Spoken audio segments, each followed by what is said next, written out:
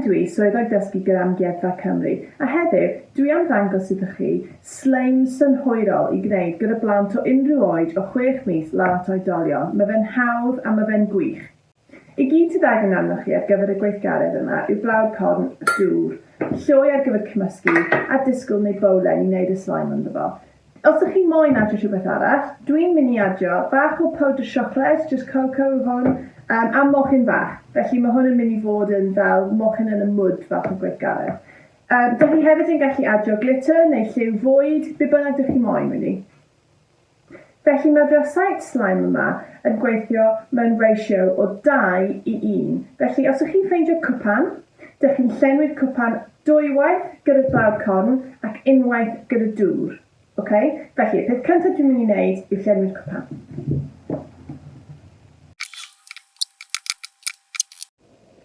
Dwi'n nawr mynd i adio fewn y cocoa. Dwi'n adio hwn nawr tra bod fe'n sych, achos mae fe'n llawer haws i cymysgu tra bod fe'n sych, iawn?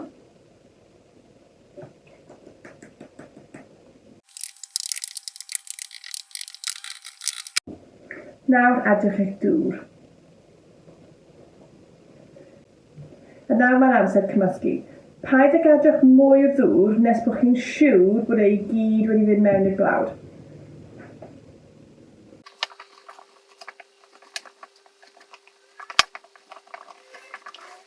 Os ydych chi angen adio bach mwy o ddŵr nawr, mae hwnna'n ffain.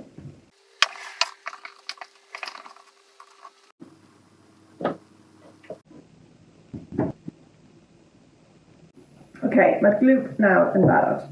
Mae yna sawl cyfle i ddysgu yma. Mae hyn yn gwych ar gyfer sgiliau fine motor eich plentyn. Maen nhw'n gallu defnyddio pins y grip. Maen nhw'n gallu defnyddio llon llaw. Mae gwasgu fo yn dda iawn a gadael iddo fo mynd. Mae fe'n gwych ar gyfer ei dwylo nhw. Mae fe hefyd yn gwych ar gyfer sgiliau iaith. Yn amlwg, mae ymwysfyn hyn fach yn ifanc. Ond gyda plentyn fach yn hyn, dych chi'n gallu siarad am sut mae fe'n teimlo, sut mae'r mochyn yn teimlo, neu pa bynnag tegan sydd gyda chi.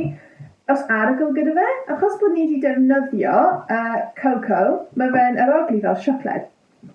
Ac os maen nhw'n rhoi o yn y gig, paid y phoeni. Mae fe'n saff i fita, mae fe gyd yn bwyd. Bydd e ddim yn blasu'n neis iawn, ond bydd dim brifo'n dod.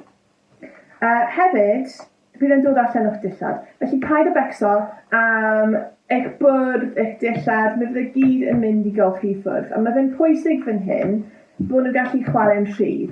Does neb yn iawn neu anghywir, does dim byd, does neb yn mynd i fod mewn trwbl, ni gyd yn mynd i cael hwyl yn gilydd. Da iawn! Mae fe'n symud fel hylif, ond mae fe'n sych